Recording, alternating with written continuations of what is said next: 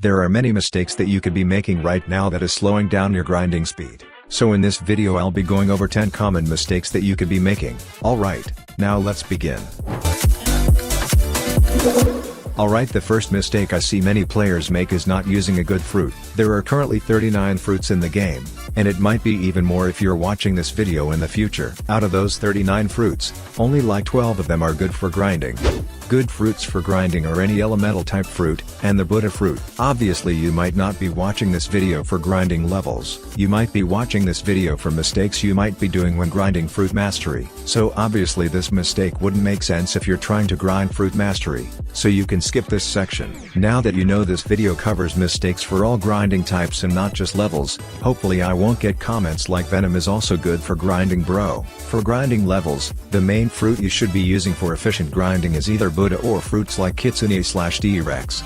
And if you're a low level, any Logia fruit except Rumble is also valid for grinding as it gives you the Logia effect. And for general grinding like Mastery or Money, Buddha is the best option, but any Logia, elemental, fruit is also good. That's the first mistake covered, so let's move on now.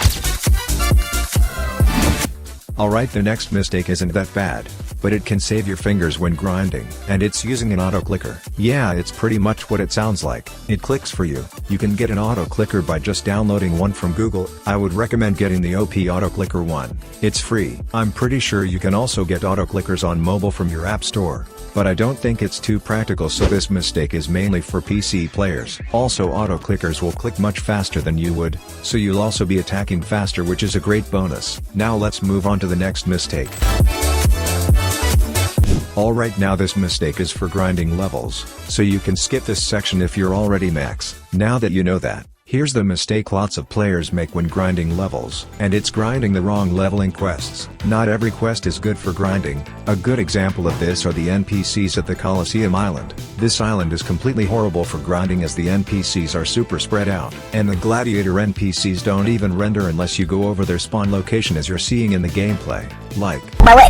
So I would actually recommend following a leveling guide, which tells you what quests to grind. I've got my own leveling guide, which tells you what quests to grind from level 1 till max level. I'll leave a card to the video at the top right of the screen.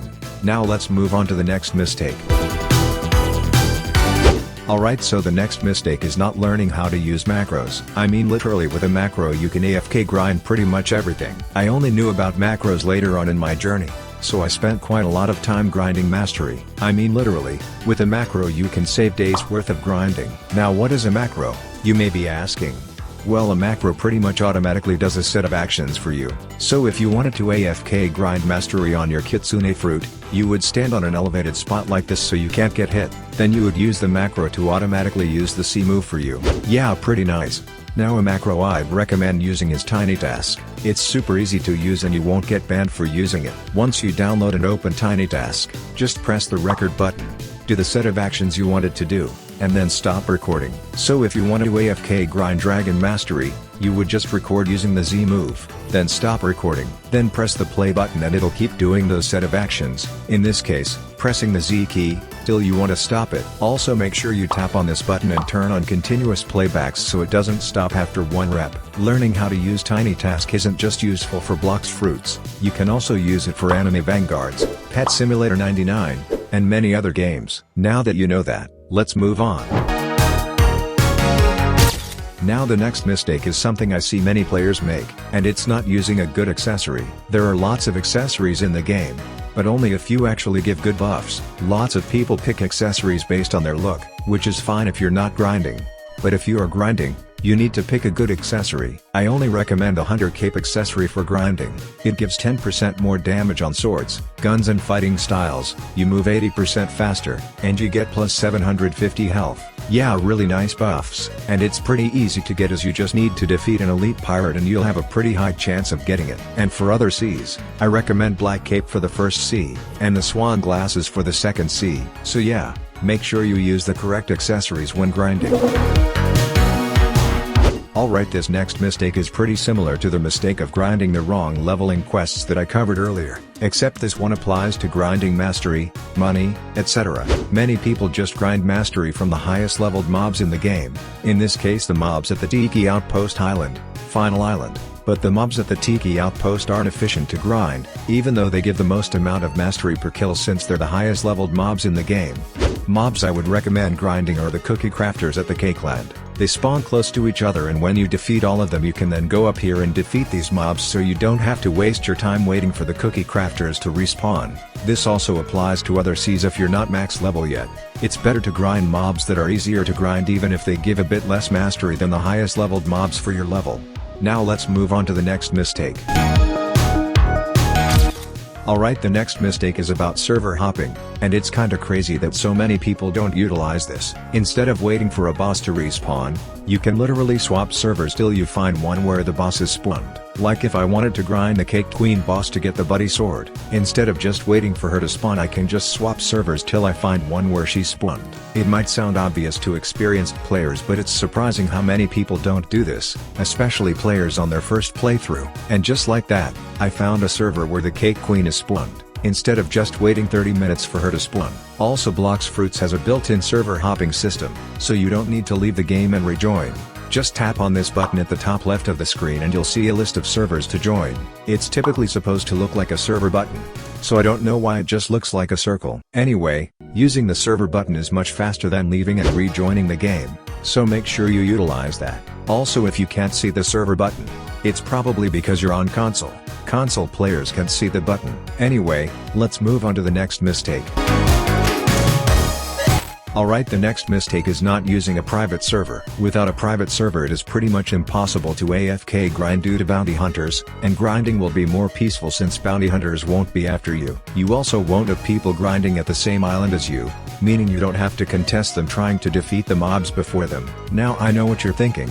But Brugify, I can't afford private servers! Well, you don't need to buy them yourself, even though they are one of the cheapest game passes in Blox Fruits, only 200 Robux per month. Anyway, some of your friends may have bought a private server, like as you can see on the screen. I have access to tons of private servers, so I don't even need to spend Robux if I wanted to. If none of your friends have private servers, you can just check on Google for private servers. Just make sure you don't fall for scam links. But yeah, most of the time that'll work and you'll get private server links just like that. I'll leave a link to a trusty website that has links to private servers in the description, so yeah. Also, if you're on mobile, just search up for a tutorial on how to join links on mobile, as it's possible. And yeah, let's move on to the next mistake now. Alright, this next mistake is related to grinding levels, and it's using codes correctly. There are currently like 16 codes in the game that give you 2 times experience for around 20 minutes. Very few codes give a bit more and less. Go watch this video if you want to know all 17 codes and their duration in just a minute. Anyway, it's super surprising how many people manage to use all 17 experience codes, which is around 5 hours of double experience, and waste so much of it. Like literally, I know a friend who used all 17 experience codes just to be like level 600.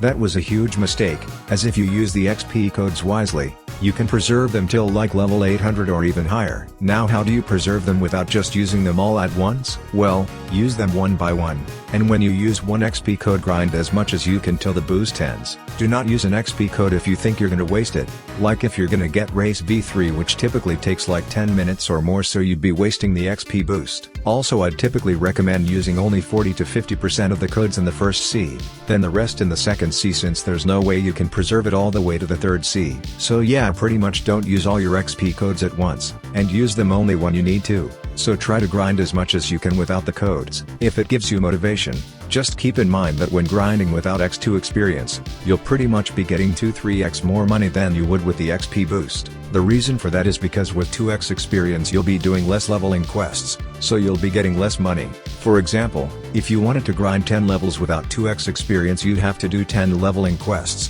while if you had 2x experience you'd only have to do 5. And since you're doing less quests, you'll be getting less quest money. And trust me, it makes a huge difference, as one of my free-to-play alts got like 40 million money at max level, while my other account, which used XP codes all the way, only got 19 million money. So in summary, try and grind as much as you can without codes, and when you do use codes, don't waste them. Completely focus on grinding.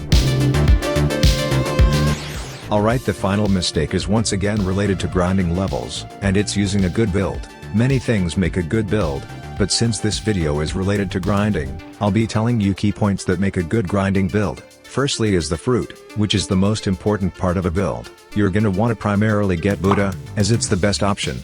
But if you don't want to be a fruit main or if Buddha is too hard to get, elemental, Logia, fruits are good enough. And for the fighting style, gun, and sword that doesn't really matter much, so I'll just give you the recommended builds for each C. For the first C I recommend light Buddha if possible. For the fruit, water kung fu, or dark step if it's too expensive. For the fighting style, slingshot for the gun, and saber for the sword, or dark blade if you have it. For the second C I recommend Buddha for the fruit, Sharkman karate for the fighting style, Kabucha for the gun, and dragon trident for the sword. The third C build is a bit more complicated, because the good weapons can only be unlocked once you're level 2200 plus, so there's really no point. So just use the second C build till you meet the level requirements to meet the following third C build. Buddha for the fruit, Sanguine Arts for the fighting style, Curse Dual Katana, level 2200 plus, for the sword, and Soul Guitar, level 2300 plus, for the gun. And yeah, those are the builds I recommend for grinding levels. If you want a more detailed video that covers how to get these items and just more in depth, I recommend you go give this video a watch. And yeah, those are my top 10 mistakes you should avoid when grinding. Anyway guys, that's the end of this video. If you found this video useful, you'd probably also find this video useful, which tells you 7 essential tips I wish I knew sooner.